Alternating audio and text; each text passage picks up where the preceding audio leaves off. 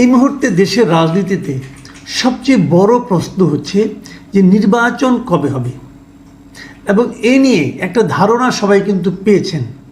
রাজনৈতিক দলগুলো পেয়েছেন, সাধারণ মানুষও পেয়েছেন। কে দিয়েছে ধারণাটা? খোদ সরকার প্রধান ডক্টর ইউনূস দিয়েছেন। উনি একাধিকবার গত কয়েক সপ্তাহের মধ্যেই, খুব বেশি দিন দেরি নয়, গত এক সপ্তাহ দুবার অন্ততপক্ষে উনি বলেছেন যে এই বছরের ডিসেম্বরে নির্বাচন হতে পারে, ডিসেম্বরের মধ্যে। স্পষ্ট করে তারিখ ঘোষণা করেননি, কিন্তু সে ধরনের একটা ঘোষণা উনি দিয়েছেন। এবং নির্বাচন কমিশনকে আমরা দেখেছি, তারাও বলেছেন যে ডিসেম্বরে নির্বাচন হবে, এটা মাথায় রেখেই তারা সব ধরনের প্রস্তুতি নিচ্ছেন। এ পর্যন্ত আমরা সবাই জানি, কিন্তু এর মাঝে আজকে একটা নতুন খবর আমরা দেখতে পেলাম। সেই খবরটা কি, যে সরকার থেকে পদত্যাগ করা উপদেষ্টা, যিনি নতুন পার্টি জাতীয় নাগরিক পার্টির আহ্বায়ক হিসেবে দায়িত্ব নিয়েছেন, তিনি সম্প্রতি রয়টার্সকে একটা ইন্টারভিউ দিয়েছেন। সেই ইন্টারভিউটা আজকে বিভিন্ন মিডিয়াতে আমি দেখতে পেলাম, এবং সেখানে উনি কী বলেছেন? তিনি বলেছেন যে অন্তর্বর্তীকালীন সরকার এখনও জনগণের নিরাপত্তা পুরোপুরি নিশ্চিত করতে পারেনি, দেশ এখনও অস্থিতিশীল, তাই এবছর নির্বাচন অনুষ্ঠান কঠিন হবে। 3টা সেন্টেন্স আমি আপনাদেরকে পড়ে শোনালাম। এই 3টা সেন্টেন্স নিয়ে আমি কথা বলবো আজকে। আসলে সেটা হলো, উনি প্রথমত বলেছেন এই অন্তর্বর্তীকালীন সরকার এখনও জনগণের নিরাপত্তা পুরোপুরি নিশ্চিত করতে পারেনি। কেন পারেনি? এই প্রশ্নটা আমি করতে চাই। 7 মাস হয়ে গেছে, 7 মাসেও আপনি জনগণের নিরাপত্তা কেন পুরোপুরি নিশ্চিত করতে পারেননি? এটা কি আপনাদের ব্যর্থতা নয়? এই ব্যর্থতা থেকে বের হয়ে আসতে আপনারা কি খুব কার্যকর কোনো পদক্ষেপ নিতে পেরেছেন? আপনি যদি ঘরের মধ্যে ঘুমিয়ে থাকেন আর বলেন যে কিছু তো হলো না, কেন হলো না, এর জন্য কে দেয়, তাহলে তো ফল আসবে না। আপনাকে তো জাগতে হবে, আপনাকে তো হাঁটতে হবে, আপনাকে তো জনগণের কাছে যেতে হবে, আপনাকে জানতে হবে নিরাপত্তা নিশ্চিত করার দায়িত্ব কাদের, তারা কেন দায়িত্ব পালন করছে না, কারণটা জেনে তার প্রতিকার করতে হবে। তার কোনটা আপনি করেছেন? আপনি মানুষের জীবনের নিরাপত্তার চেয়ে বড় আর কি থাকতে পারে? আপনি সেই নিরাপত্তায় নিশ্চিত করতে পারছেন না বলে আপনাদের সঙ্গে এতদিন থাকা ব্যক্তি আজকে ডিক্লেয়ার করছেন। আপনারা স্বীকার করছেন না, কিন্তু উনি স্বীকার করে দিয়েছেন। সরকারের জন্য এর চেয়ে বড় ব্যর্থতার প্রমাণ আর কি থাকতে পারে? দ্বিতীয় বাক্যে উনি বলেছেন যে দেশ এখনো অস্থিতিশীল। 7 মাস পরেও বলে দেশ এখনো অস্থিতিশীল। আর তৃতীয় বাক্যটা, তাই এবছর জাতীয় নির্বাচন অনুষ্ঠান কঠিন হবে। প্রথম প্রশ্ন হলো, দেশটা যে অস্থিতিশীল সেই কথাটা কিন্তু অনেকেই বলেছে, বিভিন্ন পলিটিক্যাল পার্টির পক্ষ থেকে বারবার অভিযোগ করা হয়েছে যে দেশের স্থিতিশীলতা আনাটা সরকারের দায়িত্ব, এবং সরকার সেটা পারছে না। কেন পারছে না সেগুলো চোখে আঙুল দিয়ে দেখিয়ে দেওয়া হয়েছে। আমি নিজেও অনেক কিছু বলেছি, অনেক কিছু দেখিয়ে দিয়েছি। আমার আলাপ বাদ দেন, আমি একটা ক্ষুদ্র মানুষ, আমার কথা বাদ। বিভিন্ন পলিটিক্যাল পার্টিগুলো বল দিয়েছে। আপনারা সেই পথে যাননি কেন?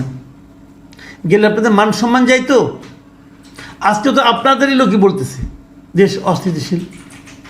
তারপরে এই লোক আবার ভার্ডিক্ট দিচ্ছে যে এবছর জাতীয় নির্বাচন অনুষ্ঠান কঠিন হবে। এইটার ক্ষেত্রে আমার একটা অন্য ধরনের আপত্তি। অন্য ধরনের আপত্তি এখানে যে নির্বাচন কঠিন হবে কি হবে না সেটা সরকার বলবে। Mister Nahid Islam, you are no more in government. আপনি এখন বাংলাদেশের নিবন্ধিত 42-43টা রাজনৈতিক দল আছে, আপনি তাও না। আপনি একটা অনিবন্ধিত রাজনৈতিক দল। আপনি নিবন্ধন পেতেও পারেন, নাও পেতে পারেন আইন অনুযায়ী দেখতে গেলে। তো আপনি পাবেন, হয়তো আশা করছেন, আপনাদের ক্ষমতা আছে, হয়তো পাবেন। নিবন্ধন না পেলে আপনার নির্বাচনে অংশ নিতে পারবেন না দলীয়ভাবে। তো আপনি ভার্ডিক্ট দেওয়ার কে যে নির্বাচন কঠিন হবে? আপনি এখনো ভুলতেই পারছেন না যে আপনারা সরকারে নাই, আপনি সরকারে নাই। অথবা হয়তো আপনাদের মধ্যে এমন কিছু কাজ করছে যে আপনারা সরকারে অফিসিয়ালি না থেকেও সরকারে আছেন। এই দুটোই তো খারাপ। আমরা গত কয়েকদিন আগে প্রধান উপদেষ্টা বলছেন যে নির্বাচন এই বছরই দিবেন, আপনি বলছেন নির্বাচন অনুষ্ঠান কঠিন হবে। তার মানে প্রধান উপদেষ্টার যে মূল্যায়ন, সেই মূল্যায়নের সঙ্গে আপনি প্রথম দ্বিমত পোষণ করলেন। এবং আমার জানা মতে দেশের অন্য কোনো পলিটিক্যাল পার্টি এখনও প্রধান উপদেষ্টার এই বক্তব্যের সঙ্গে, ডিসেম্বরে নির্বাচন হতে পারে এই বক্তব্যের সঙ্গে অন্য কোনো পলিটিক্যাল পার্টির লিডার অথবা পলিটিক্যাল পার্টির কর্মীরা দ্বিমত পোষণ করেননি। ডিসেম্বরে নির্বাচন হোক এটা কেউ অপছন্দ করেননি। আপনি প্রথম আপনার বক্তব্য দিয়ে এক্ষেত্রে একটা সন্দেহের কথা বললেন। আচ্ছা, এবার আসুন আমরা ভাবি এমন একটা সন্দেহ উনি কেন করলেন। আসলে এই ছাত্রদের এই দলটা, তরুণদের এই দলটা অথবা নাহিদ ইসলামের এই দলটা আসলে তারা কি চায়, এই ধরনের সন্দেহের মাধ্যমে তারা আসলে তাদের মনের যে আকাঙ্ক্ষাটা সেটা ব্যক্ত করে দিয়েছে। সেই আকাঙ্ক্ষাটা কি? তারা আসলে সময় চায়।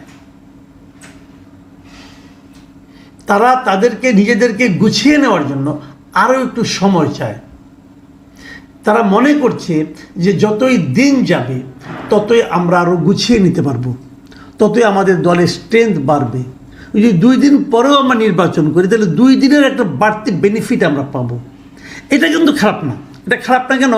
এটা তাদের দলের পক্ষ থেকে চিন্তা করে তাদের দলের জন্য ভালো, এবং উনি ওই দলের প্রধান হিসেবে নিজের দলের জন্য ভালোটাই চাইবেন। এটাই স্বাভাবিক, এটাই স্বাভাবিক। এবং আমি জানি, আমি যতটুকু বুঝি, বাংলাদেশে এখন এই পলিটিক্যাল অ্যারিনাতে 2 ধরনের ধারা বিরাজ করছে। একটা ধারা হলো তারা মনে করে যদি দ্রুত নির্বাচন হয় তাহলে তাদের সুবিধা হবে। এই ধারার শিরোমণি হলো বিএনপি। মানে বিএনপি মনে করে এখন যদি দ্রুত নির্বাচন হয় তাহলে তাদের জন্য সুবিধা হবে, দেশের জনগণ এখনও তাদেরকে পছন্দ করে অথবা সংখ্যাগরিষ্ঠ মানুষের সমর্থন তারা পাবে। আর বিএনপি এটা মানে কিনা আমি জানি না, যে যতই দেরি হবে তাদের জন্য ঝামেলা বাড়তে থাকবে। এটা কেন বাড়বে সেটাও বলি।